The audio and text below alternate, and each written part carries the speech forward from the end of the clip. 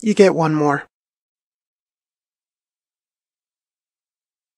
If that's the case, then we're probably going to lead down the same direction that the series is currently going through right now.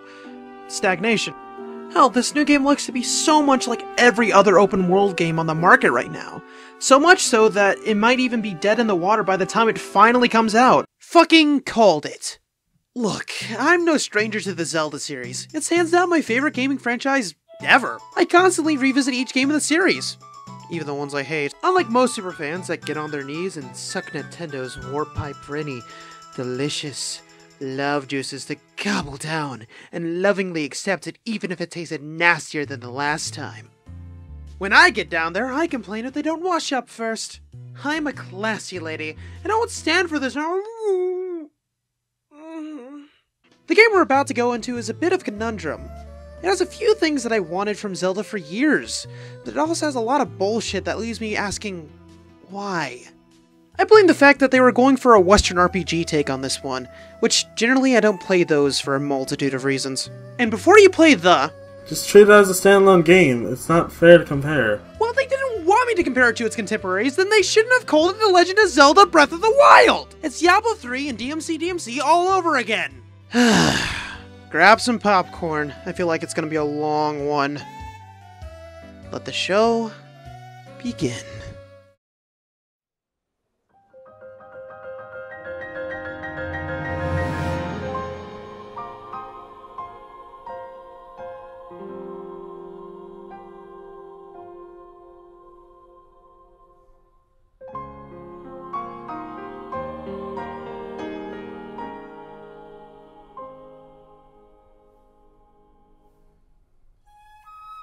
The Legend of Zelda Breath of the Wild. Where do I start? Where do I go? No, seriously, where do I go? I'm gonna say this now, I'm not a fan. In multiple interviews, Edgy stated that they were rethinking the Zelda formula, which means that they said fuck it to making an actual Zelda game and decided to slap its namesake characters and races on this completely other thing. Don't worry guys, it's totally Zelda. You got Zelda, fuckable fish people, rock nipples, boids, fucking tree tikis. What? What timeline is this? It's not Downfall, I can tell you that. These guys won't even fucking be here if it was. It's just window dressing. It's like Hollywood rebooting a movie franchise by totally remaking the first movie, but making it a pseudo-sequel. But it's really just a blatant repeat of what happened before. But they have similar themes and the same actors to reprise their roles 30 years later. You know, it's totally this, guys! Well, that's kind of a bad example. At least those are attempting to capture the feel of the series. This game decided that rethinking the traditions of Zelda meant throwing the baby out with the bathwater! Hell, Pokemon's new game didn't do that! Before we continue, a few things. First, I wasn't able to get good recordings of the game on my own, so I got my friend John to go through a run for me. And for the likes of me, I played the game twice over already. A grab everything run aside for the seeds because fuck that on Wii U, which is the version I got first, then a casual run on Master Mode on Switch. Which the only reason why I got the Switch version on top of the Wii U one was because I wanted a collector's edition. They had some left, and they didn't make one for the Wii U.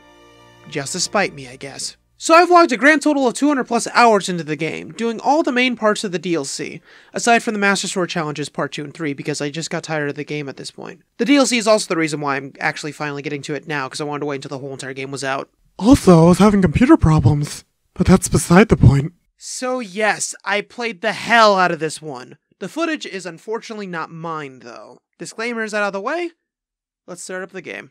So when you first start up the game, it cuts right into a new game if you don't have a save. This was my first sign of, oh god no!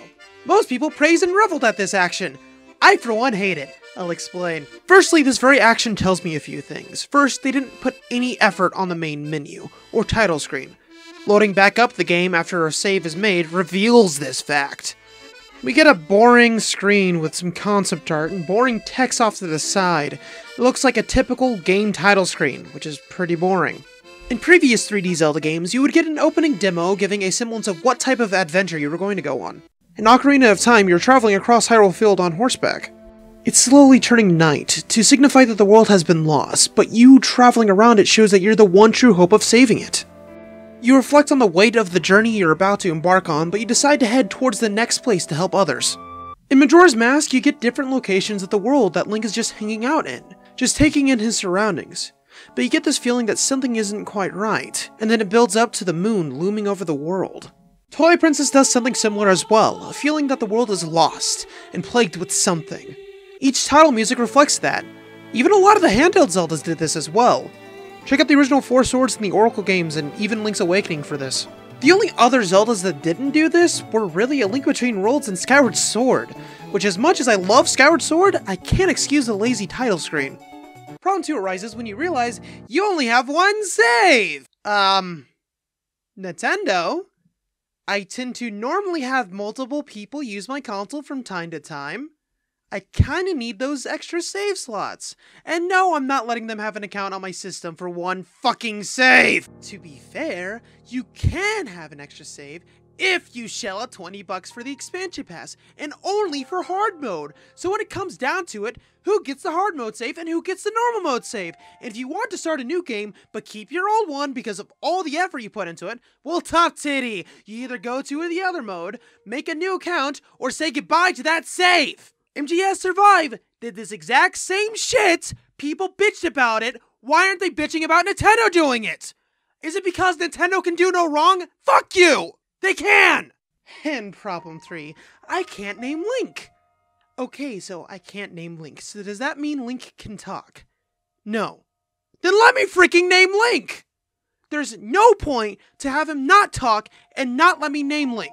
Not giving me the option to name my main save Elick, my challenge save Ellie, and my stupid run save as Dick Fag is dumb. I mean, seriously, Dick Fag the Shirtless? It writes itself. But then again, that's only if you had multiple save slots, which we already established that you don't fucking have!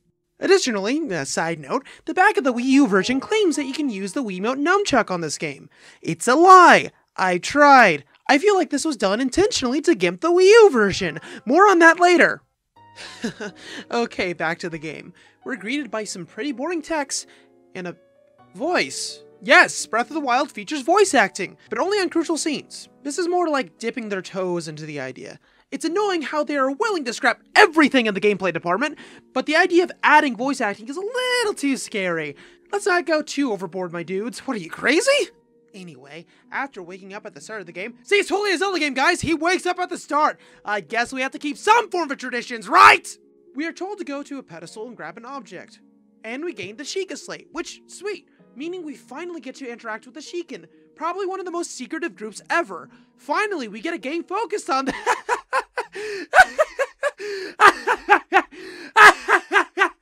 Ah, fucking wish. Nah, just like everyone else in this world, they're just there. Now we leave the shrine.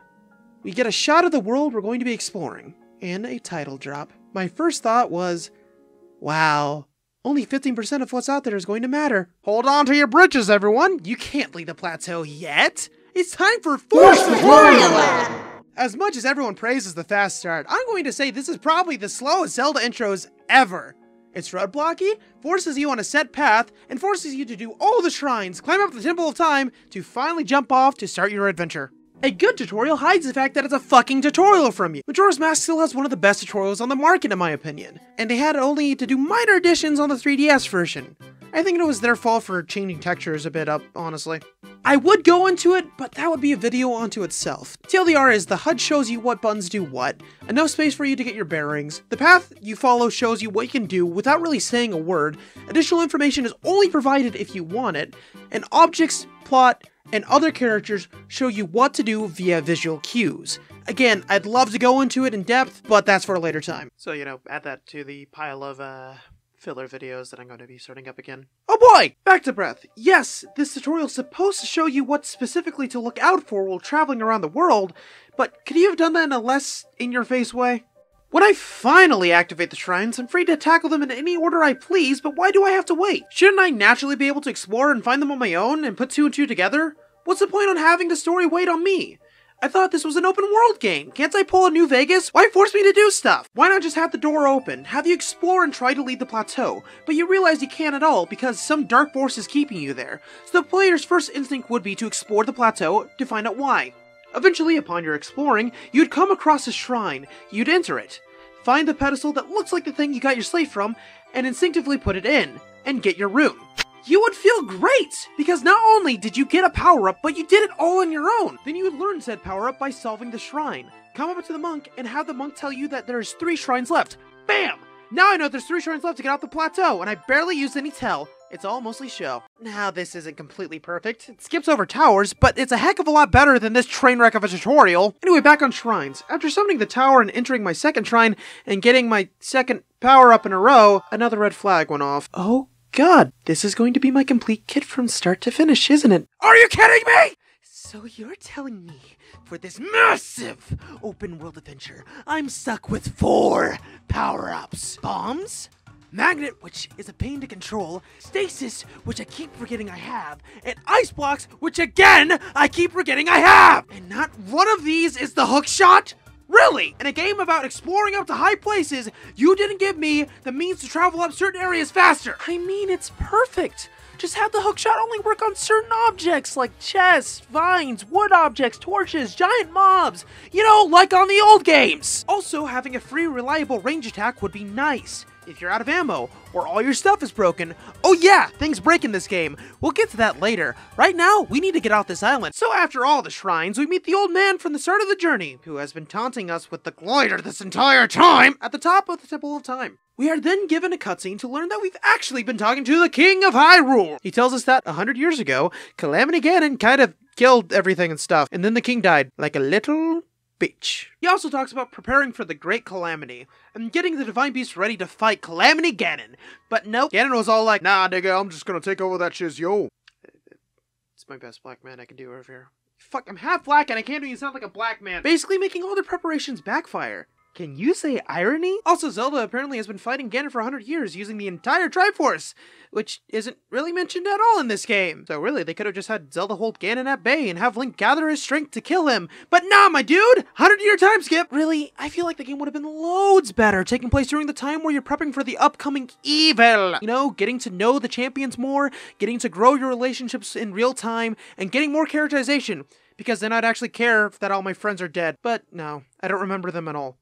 Which is funny, because that's the plot. Even the memories you recover in this game don't paint a full enough picture. They try and remedy this by having the DLC add prequel story stuff, but this can only be accessed after beating all 4 Divine Beasts. And in every cutscene, they tease this whole knight with the sword of evil's bane.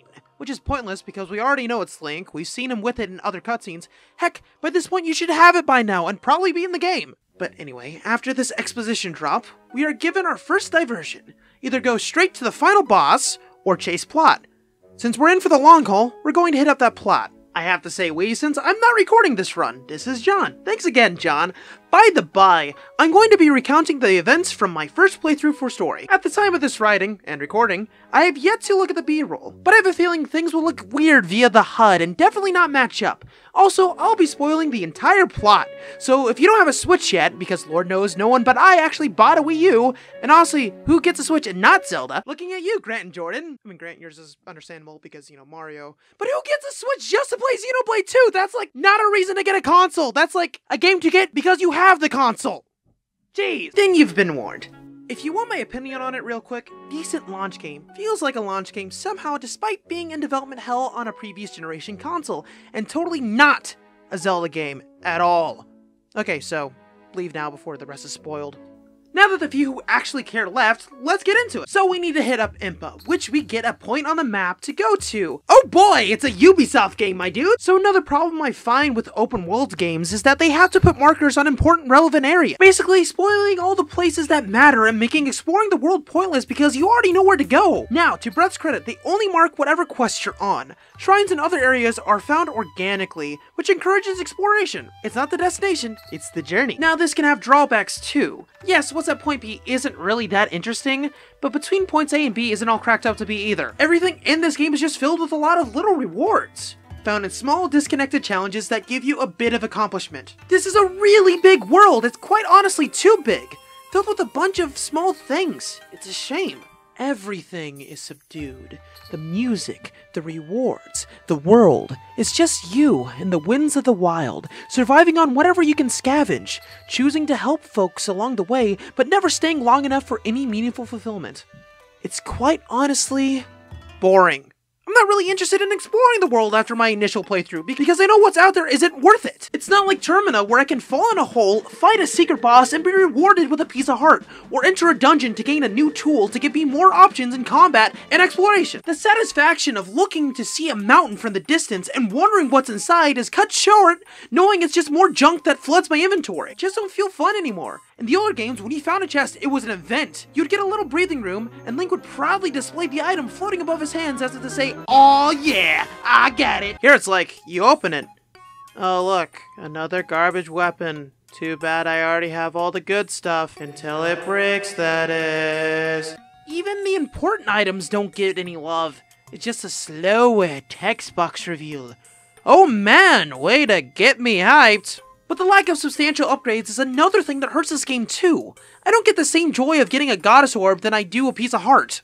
First of all, there are 124 of these buggers in the game, if you have all the DLC. You can only get one by completing a shrine. You then have to find a goddess statue to choose to either buy a heart container or a stamina orb. Only then can you slightly increase your stats. This feels cheap, and it's very sluggish. Also, it gives every other side quest absolutely nothing of value to the player, aside from materials which they can all find out in the wilds. I mean, you can get some pieces of armor sets from some, but it doesn't really factor in much in the long run.